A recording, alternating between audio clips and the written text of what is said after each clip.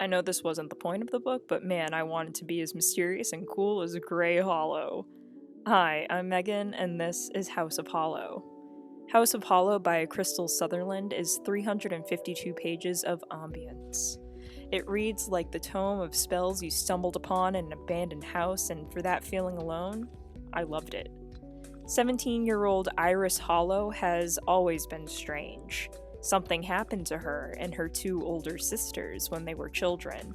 Something they can't quite remember, but that left each of them with an identical half-moon scar at the base of their throats. Iris has spent most of her teenage years trying to avoid the weirdness that sticks to her like tar. But when her eldest sister Grey goes missing under suspicious circumstances, Iris learns just how weird her life can get. Horned men start following her, rotten flowers bloom in her wake, and impossible memories start to twist their way to the forefront of her mind. As Iris and her sister Vivi retrace Grey's last known footsteps and follow the increasingly bizarre trail of breadcrumbs she left behind, it becomes apparent that the only way to save their sister is to decipher the mystery of what happened to them as children. The closer they get to the truth, the closer they come to understanding that the life that they once thought they had is not what it seems. Books can do something magical if they are done right.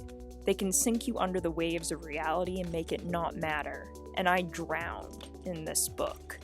There were almost 400 pages between its covers, and I didn't notice flipping them.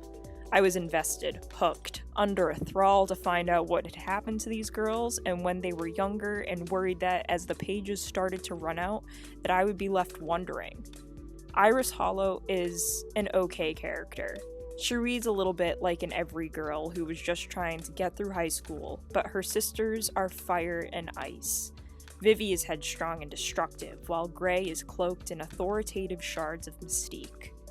The journey to find Grey was like a dark and twisted fairy tale. Follow the flowers and dead bodies to another clue left by your sister.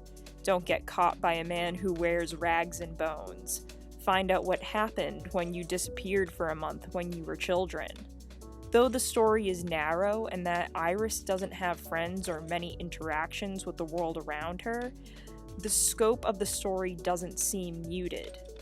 They're on a pointed quest to find someone who is important to them, and in that mission, the rest of the world falls away. I liked that it was a mystery, but that there were just enough supernatural elements to keep you wondering if the ending was actually going to be one steeped in magic, or just a very twisted version of reality. And then there were the descriptions of apartments bathed in forest light and smelled of rot and burning leaves, clothes that had small bottles sewn into the seams, and of girls who had completely black eyes and snow-white hair, and who could make people rabid with the mere taste of their skin. So good. I give House of Hollow 4.9 stars. It had me guessing and wanting more even when I turned over the last page and knew that the story, as written, was over.